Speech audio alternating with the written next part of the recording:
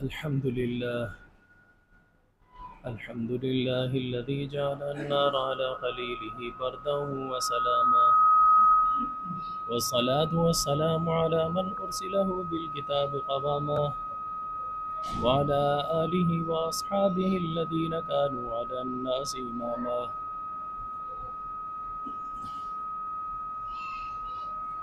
अम्मा बअदु फ़अऊज़ु बिल्लाहि मिनश शैतानिर रजीम। बिस्मिल्लाहिर रहमानिर रहीम।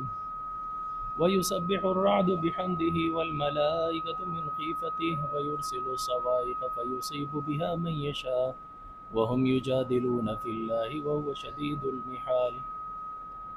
सदक़ल्लाहुल अज़ीम।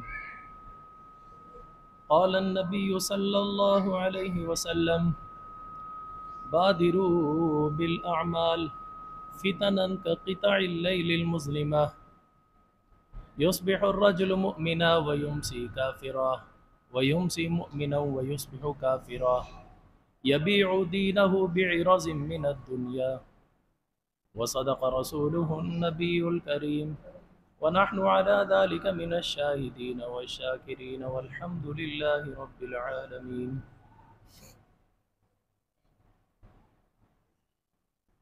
अल्लाहुम्मा सल्लि अला मुहम्मद व अला आलि मुहम्मद कमा सल्लैता अला इब्राहीम व अला आलि इब्राहीम इन्नका हमीदुम मजीद। अल्लाहुम्मा बारिक अला मुहम्मद व अला आलि मुहम्मद कमा बारकता अला इब्राहीम व अला आलि इब्राहीम इन्नका हमीदुम मजीद।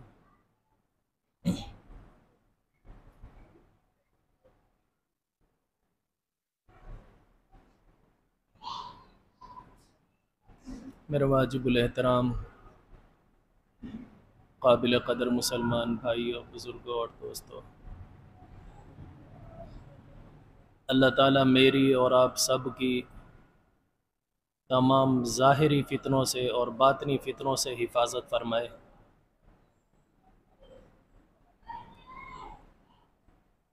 ये दुआ हमें हमारे प्यारे आका हज़रत मोहम्मद मुस्तफ़ा सल्लल्लाहु अलैहि वसल्लम ने सिखलाई है कि तअव्वज़ू बिल्लाहि मिनल फ़ितनि मा ज़हरा मिन्हा व मा बतन।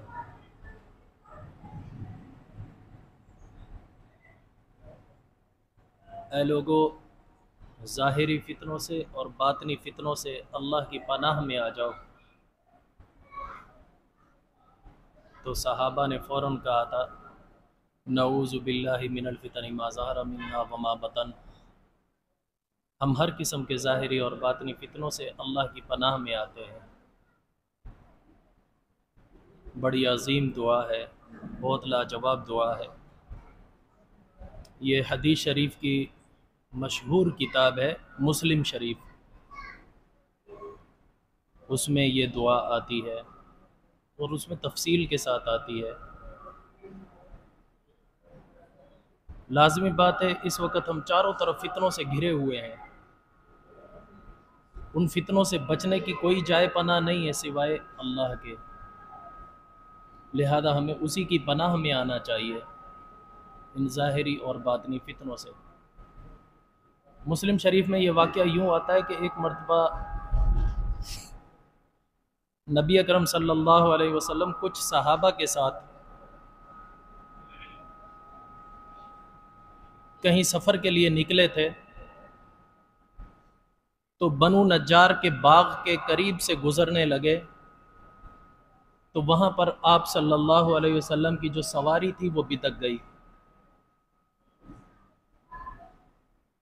बाज़ रिवायात में आता है वो सवारी रुक गई, ज़िद कर ली, आगे चल नहीं रही थी, डर रही थी।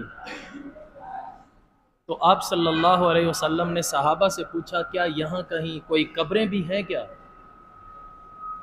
सहाबा ने कहा, हाँ, यहाँ पर इस्लाम के आने से पहले कुछ पुराने लोगों की कब्रें हैं, ज़माने जाहिलियत की 3 कब्रें हैं। हुजूर ने फरमाया कि इस वक़्त उन कब्र वालों को जो अजाब हो रहा है उसकी चीखो पुकार जो मैं सुन रहा हूँ, मेरा दिल चाहता है कि मैं अल्लाह से दुआ मांगूं कि वो चीखो पुकार तुम्हें भी सुनाई दे, लेकिन मैं डरता हूं इस बात से कि अगर तुमने वो चीखो पुकार सुन ली तो तुम मुर्दों को दफनाना ही छोड़ दोगे। इस डर की वजह से मैं तुम्हें सुनाने की दुआ नहीं मांगता।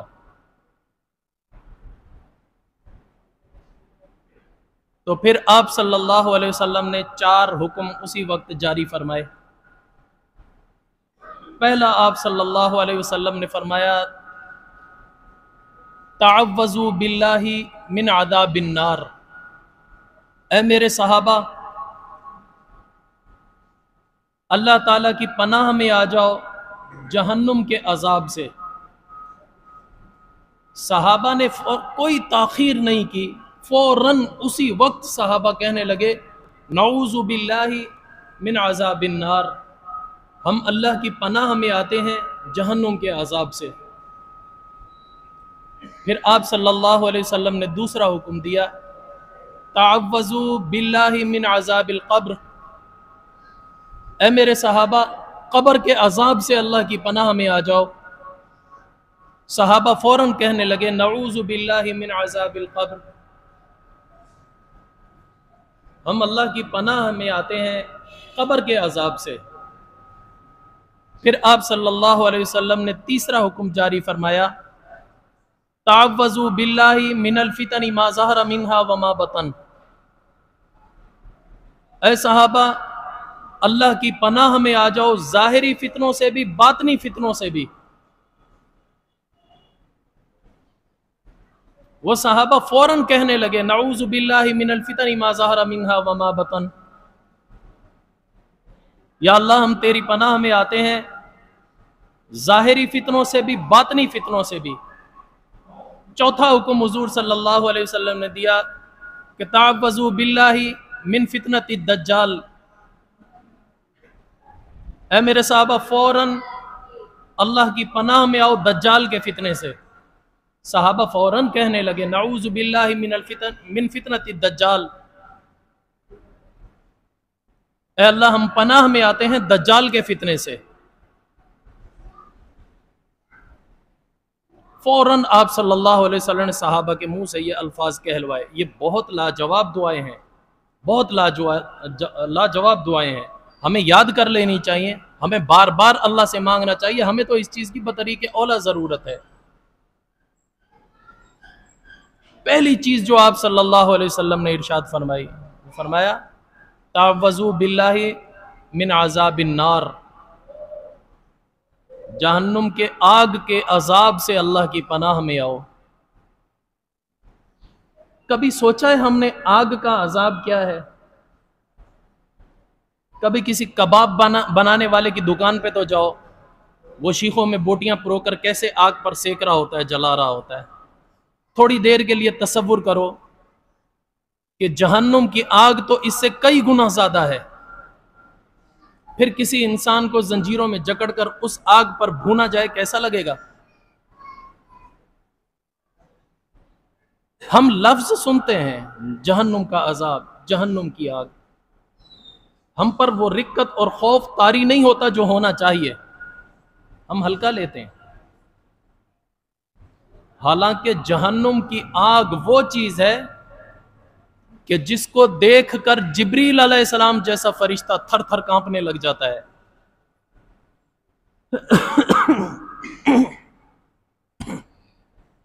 उस पर हैबत तारी हो जाती है, उस पर खौफ तारी हो जाता है। चलो, जिब्रील आम फरिश्तों के बारे में क्या आता है, वयुसब्बिहु अर्रअदु बिहम्दिही वल मलाइकतु मिन खीफती, कुरान मजीद में।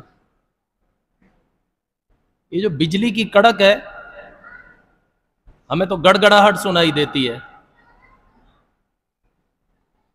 अल्लाह कहता है ये राद, ये गड़गड़ाहट मेरी तस्बीह बयान कर रही होती है।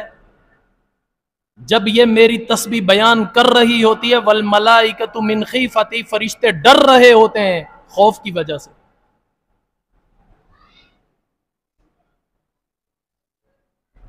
हमारे सामने तो बिजली की गड़गड़ाहट है, हम क्या जाने। एक हदीस शरीफ में आता है कि बादलों को हाँकने के लिए अल्लाह ताला ने जिस फरिश्ते को कोड़ा दिया, वो मुकर्रर किया हुआ है ना, तो उसको कोड़ा दिया हुआ है, वो बादलों को हाँक कर लाता है, इधर चलो यहाँ बरसना है। तो जैसे बादल इधर उधर मुड़ने की कोशिश करते हैं, वो दुर्रा मारता है, कोड़ा मारता है, उसकी वजह से अंदर हमें जो देखने में आता है बिजली पैदा होती है, कड़क पैदा होती है। साइंस भी यही कहती है। कुछ पॉजिटिव इलेक्ट्रॉन होते हैं, कुछ नेगेटिव इलेक्ट्रॉन होते हैं, वो दोनों आपस में रगड़ खाते हैं, जब रगड़ लगती है तो ये बिजली पैदा होती है। ये बात हदीस के मुखालिफ नहीं है। वो जो फरिश्ता जो दुर्रा मारता है, मुमकिन है वो इतनी जोर से मारता हो कि इलेक्ट्रॉन आपस में रगड़ खा लेते हो, हरारत पैदा हो जाती हो, कोई बईद नहीं है। रगड़ से जब कार्बन डाइऑक्साइड ऑक्सीजन से रगड़ खाता है ना, तब हरारत पैदा होती है। ये साइंस भी यही कहती है। केमिस्ट्री पढ़ी है ना, मुझे तो पढ़े हुए बहुत अरसा हो गया।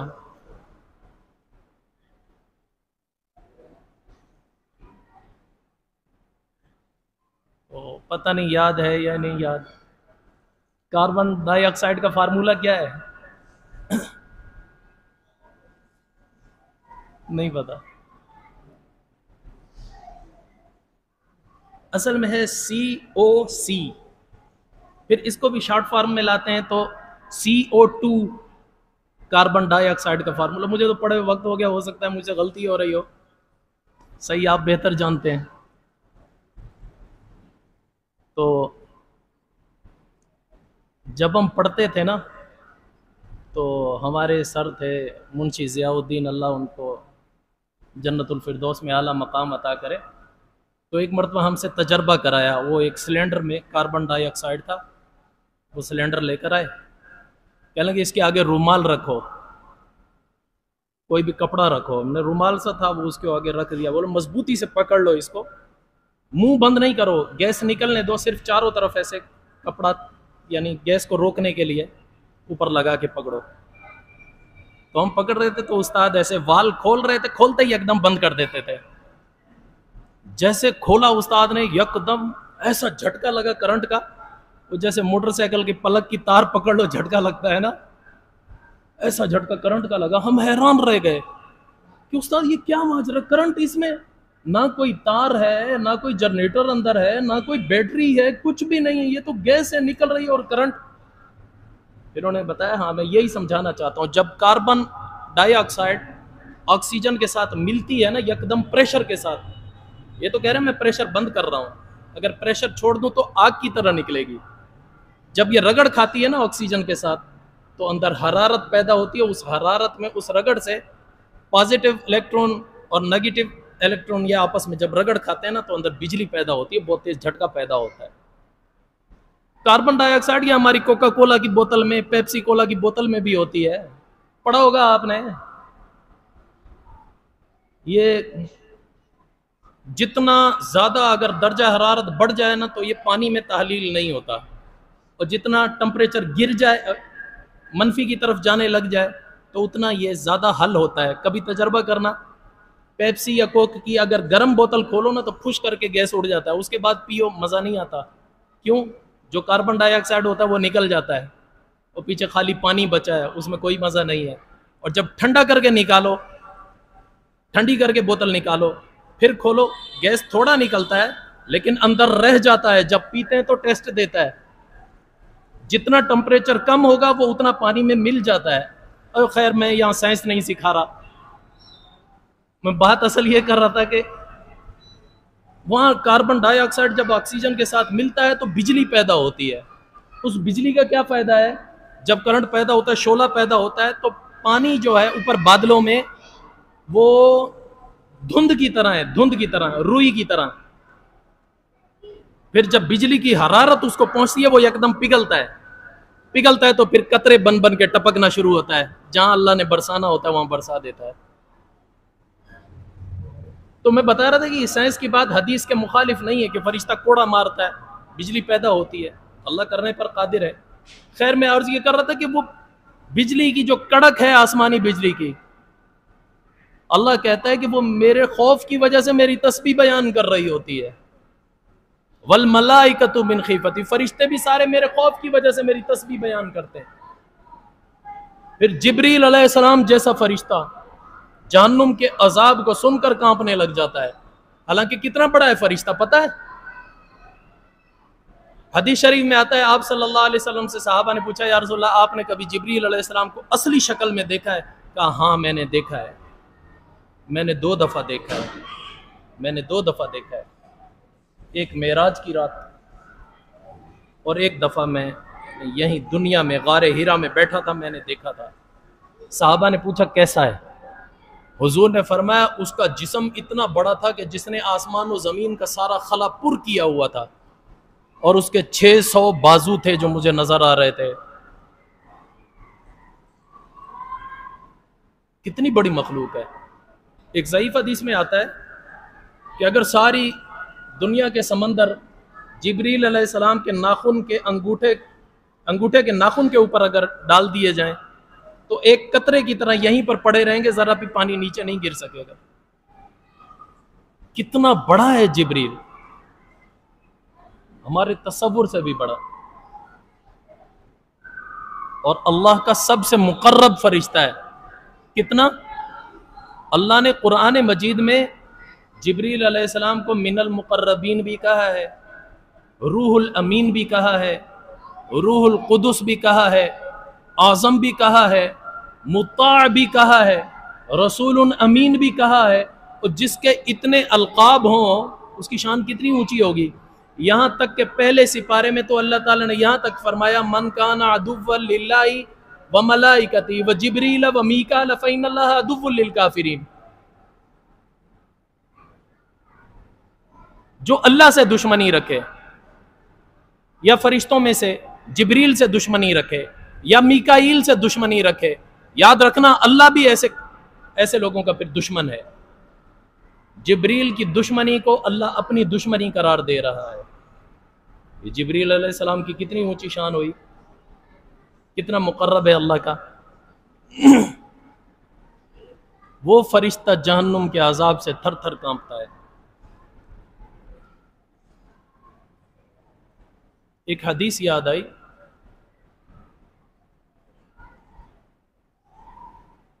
सीरतुल हल्बिया जिल्द नंबर 1 गालिबन सफ़ा नंबर 35 पर यह हदीस मौजूद है कि एक मरतबा हुजूर अकरम सल्लल्लाहु अलैहि वसल्लम ने जिब्रील अलैहिस्सलाम से पूछा, ए जिब्रील तेरी उम्र कितनी है? ए जिब्रील अलैहिस्सलाम तेरी उम्र कितनी है? तो जिब्रील अलैहिस्सलाम कहने लगे कि ए अल्लाह के रसूल,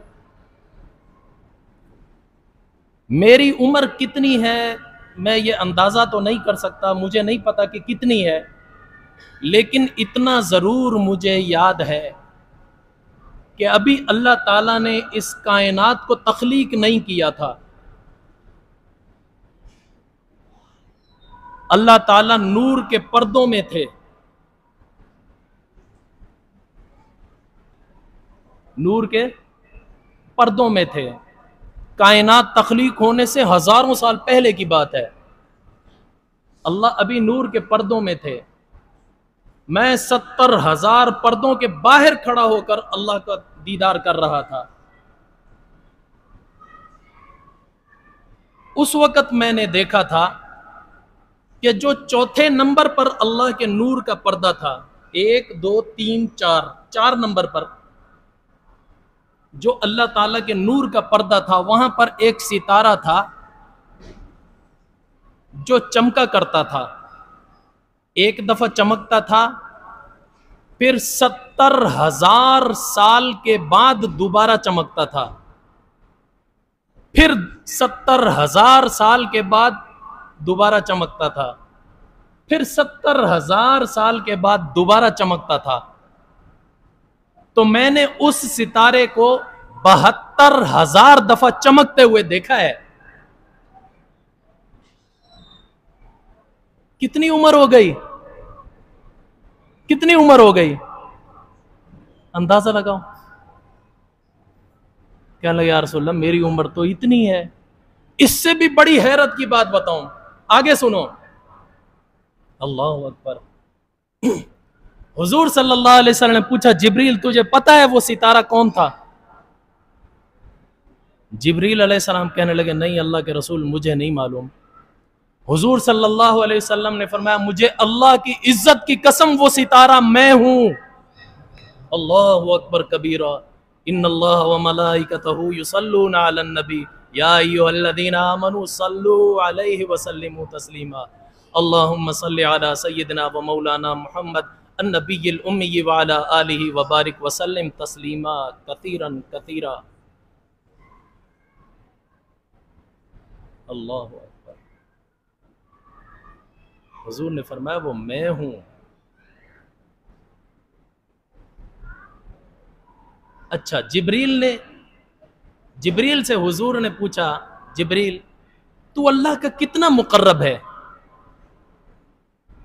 कहा या रसूलल्लाह मैं एक मरतबा इतना करीब गया अल्लाह के, इतना करीब गया, इतना करीब गया कि मुझ में और अल्लाह में 70 पर्दों का फासला रह गया था। कितना?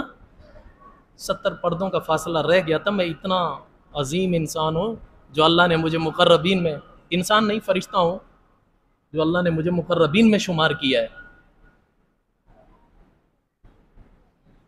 हुजूर ने फरमाया, जिब्रील तू मुझ पर जो कुरान लाया है उसमें मेरे बारे में क्या कहा गया? कभी पढ़ी है सूरह नजम? सुम्मा दना फतदल्ला फकान क़ाब क़ौसैनि औ अदना। जितना दो कमानों के दरमियान फासला होता है इतना करीब थे हुजूर अल्लाह के। कितना फासला होता है ये दो कमानों का, मतलब समझे हो? जमाने जाहिलियत में, इस्लाम के आने से पहले अरब में बड़ी जंगें लगती थी और साल साल कोई जंग छिड़ जाती थी, खत्म नहीं होती थी। तो उनके तरीके मुख्तलिफ होते थे जंग भड़काने के, जंग रोकने के। जिरगा बैठता था, अगर किसी के खिलाफ जंग लड़नी है तो फिर वो जो कबीले लड़ने वाले होते थे वो आपस में इत्तेहाद करते थे। उस जिरगे में इत्तेहाद का तरीका क्या होता था? एक खाली प्याला लाया जाता था, हर कबीले का बड़ा आकर उसमें अपना खून डाला करता था। जब वो प्याला खून से भर जाता, फिर हर कबीले का जो सरदार होता था वो अपना हाथ सारे अपना अपना हाथ उस प्याले में डालकर कसम खाया करते थे, हमारे खून आलूद हाथ हो गए, अब हम हमेशा के लिए उनके खिलाफ जंग लड़ते रहेंगे। ये समझो एक पक्का अहद कर लेने का एक तरीका था कि हुण खैर नहीं। औस खजरत 40 साल तक इन कबीलों में जंग लगी रही है, 40 साल। ये तो हुजूर सल्लल्लाहु अलैहि वसल्लम ने आकर जब इस्लाम आया, भाईचारा कायम हुआ है, तो ये जंग खत्म हुई है। हुजूर ने आकर जंग खत्म कराई है, वरना 40 साल से ये जंग लगी हुई थी। इतनी लंबी जंगें किस पे? एक मुर्गी का चूजा मेरा क्यों मार दिया, इसी पे जंग छिड़ गई। तेरी बकरी ने मेरी बकरी से पहले पानी क्यों पी लिया, इसी पर जंग छिड़ गई। ये इंतहा थी, ये पक्का अहद हो गया जंग लड़ने का। अब जंग को रोकने का क्या तरीका था? जिरगा बैठता था, उधर से मुखालिफ ग्रुप अपनी तरफ से एक बंदा, अपना बड़ा लीडर उसको खड़ा करते थे, इधर से ये खड़ा होता, दोनों मैदान में बीच में आते। इसने भी अपने हाथ में वो तीर फेंकने वाला जो कमान होता वो पकड़ा हुआ होता, उसने भी पकड़ा होता। दोनों अगर आकर मैदान में यूं अपने हाथ ऐसे टच करके हटा लेते, समझो मुआहिदा हो गया, अब जंग बंदी है, अब कोई किसी का खून नहीं बहाएगा। इसको कहा गया है फकान क़ाब क़ौसैन। अब जब कौसैन दो मिलते हैं, दो कमाने मिलती हैं, तो बीच में कितना फासला है? सिर्फ ये उंगलियों का तो फासला है, इस हाथ की भी उंगलियां, इस हाथ की भी उंगलियां, कमान तो हाथ में पकड़ी हुई है, कितना फासला हुआ? ना होने के बराबर। हुजूर अल्लाह के इतना करीब गए, फकान क़ाब क़ौसैन औ अदना, बल्कि इससे भी कम फासला था। हमारे नबी का मकाम बहुत ऊंचा है। खैर, मैं अर्ज ये कर रहा था कि जिब्रील इतनी ऊंची हस्ती, वो जहन्नुम के अजाब से थर थर कांपता है, और एक मैं और आप 5 फुट का वजूद है हमारा। हम कभी डरे हैं जहन्नुम के अजाब से? अगर तो देखी जाएगी जन्नत जहन्नुम, और यकीन है हमने जाना ही जन्नत में है, जहन्नुम तो किसी और के लिए है। सोच ही नहीं है कि हमने भी वहां गोता खाना है, सोच ही नहीं है। तो ये दुआ का पहला जुज जो हुजूर ने सिखाया वो क्या फरमाया? अज़ाब जहन्नुम से पनाह मांगना। और दूसरा फरमाया वनऊज़ु बिल्लाहि मिन अज़ाबिल क़ब्र। साहबा कह रहे थे, ए अल्लाह हम तेरी पनाह में आते हैं कब्र के अजाब से। कब्र का अजाब कितना हौलनाक है, इसकी आसान सी मिसाल समझो।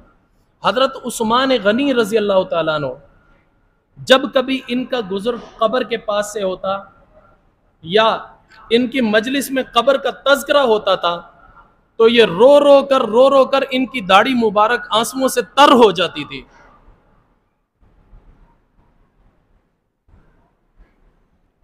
एक मरतबा हजरत अली और मुर्तज़ा रजी अल्लाह ताला पूछने लगे, उस्मान जब भी कब्र का नाम सुनते हो इतना रोते क्यों हो? फरमाने लगे, अली तुझे पता नहीं है क्या, ये कब्र आखिरत की मंजिलों में से पहली मंजिल है। जो यहां कामयाब हो गया वो आगे कामयाब है, जो यहां पकड़ा गया वो आगे हरगिज कामयाब नहीं हो सकता। ये खौफ दिल में, हम रोज कब्रों के सामने से गुजरते हैं, रोज उठते हुए जनाजे देखते हैं, रोज कब्रिस्तान जाना होता है। कभी ऐसा खौफ आया है दिल में कि एक दिन आएगा मैंने भी यहीं जाना है, मैंने भी इसी में दफन होना है, मुझसे भी हिसाब किताब होना है? कभी दिल में एहसास ही पैदा नहीं हुआ। और तीसरा हुजूर ने फरमाया वनऊज़ु बिका मिनल फितनी मा ज़हरा मिन्हा व मा बतन। साहबा ने कहा, ए अल्लाह हम तेरी पनाह में आते हैं ज़ाहिरी फितनों से भी, बातनी फितनों से भी।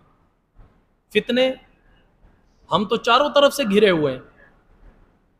हदीस शरीफ में आता है, जो मैंने अभी हदीस पढ़ी थी, बादिरू बिल आमाल, ए लोगो नेक अमल करने में जल्दी करो। एक वक्त ऐसा आएगा फितनन का क़िताइल लैलिल मुज़लिमा, तुम पर फितने ऐसे आ टूटेंगे, इतने फितनों में तुम मुब्तला हो जाओगे जैसे अंधेरी रात तुम पर छा जाती है। इस तरह तुम पर फितने नमूदार होंगे। क्या होगा उन फितनों में? युस्बिहु रजुलु मोमिना व युमसी काफिरा, सुबह को आदमी मुसलमान होगा, शाम तक काफिर हो चुका होगा। व युमसी मोमिना व युस्बिहु काफिरा, शाम को मुसलमान होगा तो सुबह तक काफिर हो चुका होगा। कैसे? यबीउ दीनहु बिइरज़िम मिनद दुनिया, वो दुनिया के चंद टकों के बदले अपना ईमान बेच डालेगा। आज वही जमाना है, हम चंद पैसों की खातिर दीन को बेच डालते हैं।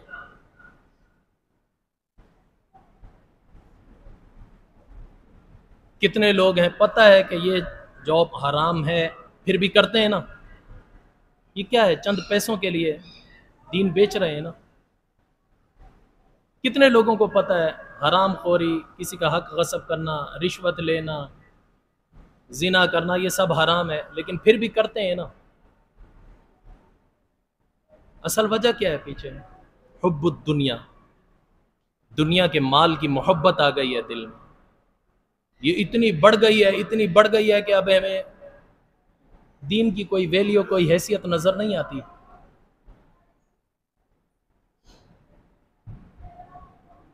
हजरत अहमद बिन अम्मार रहमतुल्लाह अलैह 21वीं सदी के एक बुजुर्ग, ये 11वीं सदी के एक बुजुर्ग गुजरे।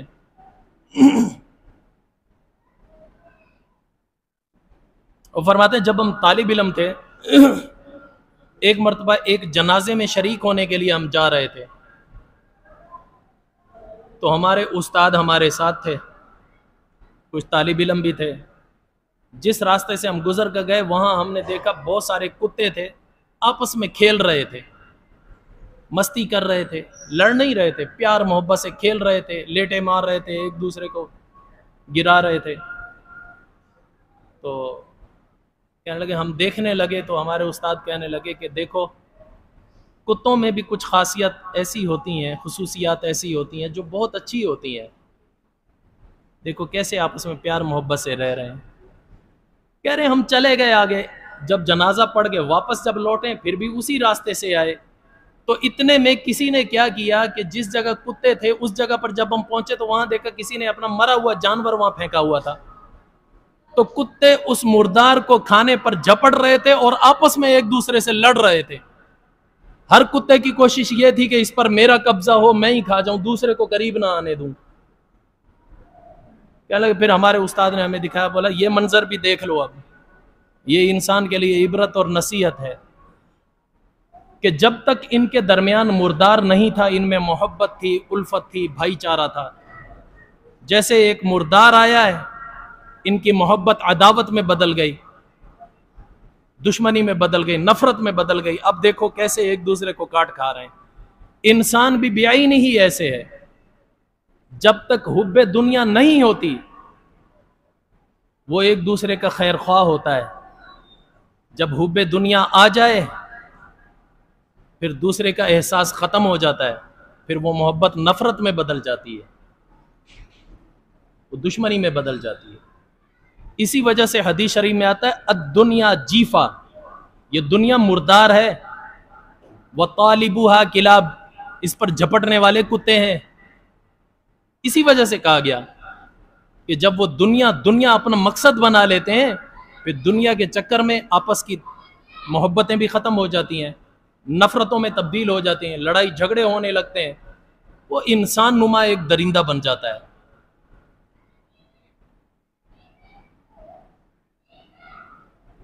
ये कब होता है? जब हुब्बे दुनिया आ जाए। और इसी को हुजूर सल्लल्लाहु अलैहि वसल्लम ने फरमाया, हुब्बुद दुनिया रअसु कुल्ली खतिया, दुनिया की मोहब्बत हर गुनाह की जड़ है। जितने गुनाह जन्म लेते हैं वो दुनिया की मोहब्बत की वजह। देखो चोर चोरी करता है, किस लिए करता है? दुनिया की जरूरतें पूरी करने के लिए। दुनिया की मोहब्बत आई, गुनाह कर रहा है।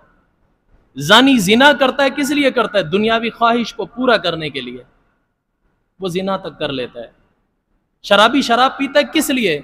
दुनिया में वक्ती सुकून लेने के लिए, वो ये भी काम करता है। इसी तरह जिस गुनाह को भी देखो, कोई गुनाह ऐसा नहीं है दुनिया में कि जिसके पीछे हुब्बे दुनिया ना हो। इस वजह से हुजूर ने फरमाया रअसु कुल्ली खतिया, हर फसाद की जड़ दुनिया की मोहब्बत है। इस वजह से आप सल्लल्लाहु अलैहि वसल्लम ने फरमाया। और माल, हुब्बे दुनिया, यह सबसे बड़ा फितना है इंसान के लिए, और इस फितने से तो पनाह मांगना जरूरी है। इस वजह से हमें यह दुआ सिखाई गई, दुआ सिखाई गई,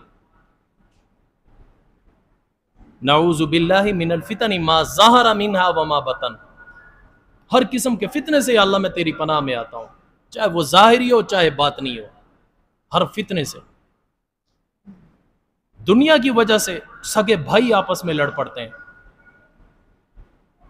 तो एक बुजुर्ग गुजरे, पाकिस्तान के थे, हजरत मौलाना मोहम्मद मूसा रूहानी रहमतुल्लाह अलैह, फौत हो गए।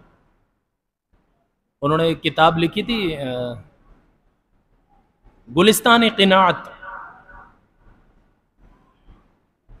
उसमें उन्होंने एक रिवायत लिखी हुई कि बनी इसराइल में दो भाई थे, सगे भाई। बाप फौत हुआ तो वो विरासत पर लड़ने लगे। लड़ाई किस बात पर थी? जगह तकसीम हो गई, सब कुछ हो गया, घर की दीवार पर लड़ाई थी। एक भाई कह रहा था ये दीवार मेरे हिस्से में है, दूसरा भाई कह रहा था ये दीवार मेरे हिस्से में है। तो आपस में दस्तो गिरेबान हो गए, हाथ मुक्के चलने लगे। तो इतने में दीवार में से आवाज आई, और रुको, लड़ो नहीं, पहले मेरी बात सुन लो, मेरी खातिर लड़ रहे हो, मेरी बात सुन लो। तो दोनों मुतवज्जे हो गए। दीवार ने कहा कि किसी जमाने में मैं एक बादशाह था, मैं मर गया, मेरा जिस्म मट्टी हो गया, फिर उस मट्टी से कुम्हार ने मटका बनाया, कुछ अर्सा इस्तेमाल होता रहा, यहाँ तक कि वो मटका भी टूट गया, फिर उसकी ठीकरियाँ यहाँ पड़ी हुई थी वो भी गल सड़ गई, मट्टी हो गई, कुछ रेत हो गई। फिर उस मट्टी और रेत को भट्टे वाला उठा के ले गया, उसने जाकर इसकी ईंटें बनाई, आज जिस दीवार पर तुम लड़ रहे हो वो मेरे वजूद की मट्टी है, उसी की ईंटें बनी हुई हैं। कल तुमने भी इसी तरह ईंट बन जाना है। किस पर लड़ाई है तुम्हारी? कहते दोनों भाइयों ने छोड़ दिया। वो कहता था तू ले ले, वो कहता था तू ले ले। कभी इंसान इतना गौर करे। मैंने खुद अपनी आंखों से सगे भाइयों को लड़ते हुए देखा विरासत के मसले पर, और अब मेरी इन्हीं आंखों ने उन दोनों भाइयों की मैयतें भी उठते हुए देख ली हैं। खाली हाथ चले गए दुनिया से। वो दीवारें, वो जायदादें, वो जमीनें यहीं रह गई। लड़ाइयां मुफ्त की लेकर चले गए। सबसे बड़ा फितना हुब्बे दुनिया है, यह हदीस शरीफ में फरमाया गया, और इसी पर हम अपनी जान दे रहे होते हैं, साह निकल रहा होता है। इस वजह से हदीस शरीफ में पहला लफ्ज क्या फरमाया? बादिरू बिल आमाल। नेकी का काम जो मुयस्सर हो उसमें देर मत करो। फितनन कक़िताइल लैलिल मुज़लिमा, फितने तुम पर वरना ऐसे टूट पड़ेंगे तुम्हें मौका भी नहीं मिलेगा दोबारा नेकी करने का। चाहे नेकी छोटी हो या नेकी बड़ी हो। छोटी से छोटी नेकी क्या है? इंसान रास्ते से गुजर रहा है, वहां कांटे पड़े हुए हैं, उसको हटा दे ताकि किसी गुजरने वाले को तकलीफ ना हो। छोटी से छोटी नेकी। बड़ी से बड़ी नेकी क्या है? हुकूकुल्लाह और हुकूकुल इबाद। हुकूकुल्लाह में सबसे पहला हक यह है कि अल्लाह की इबादत की जाए, अल्लाह के साथ किसी को शरीक ना ठहराया जाए। हुकूकुल इबाद में सबसे बड़ी इबादत है माँ बाप के साथ नेकी करना, जो हमारे मुआशरे में मफकूद हो चुका है। अल्लाह ने कुरान मजीद में अपने हक के साथ माँ बाप के हक को जोड़कर जिक्र किया है। यहां तक कि माँ बाप काफिर भी हों तब भी अल्लाह ताला उनके बारे में भी यह हुक्म देता है, वहीं जाहदाका लितुश्रिक भी, अगर वो तुझे शिर्क करने पर उभारे फला तुतिउहुमा, फिर उनका कहना ना मानना इस चीज में। अलबत्ता कहना ना मानने का यह मतलब नहीं उनके साथ गलत रवैया इख्तियार कर ले, ना ना। फला तुतिउहुमा वसाहिबहुमा फिद दुनिया मारूफा, दुनियावी मामले में उनके साथ अच्छाई का रवैया इख्तियार किए रखना, अच्छाई का दामन ना छोड़ना, अच्छाई जरूर करते रहना।